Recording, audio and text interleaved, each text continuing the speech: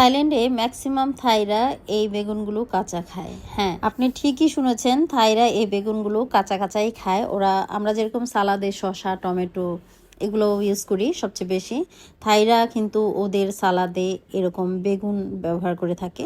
বিভিন্ন টাইপের বেগুন দেখেন, পার্পল কালারের, সাদা কালার।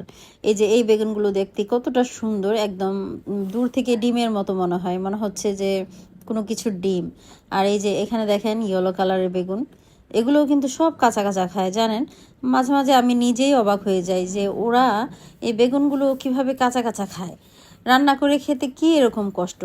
এই যে ছোট ছোট তিত বেগুন, আমরা বাংলাদেশে এগুলোকে তিত বেগুন বলি, এগুলো কিন্তু খায়। আমি অনেক রেসিপিতেও দেখিয়েছি। আর এগুলো তো নর্মাল, আমরাও খাই, রান্না করে খাই। থাইরা এগুলো কাঁচা খায় না, এটা রান্না করেই খায়।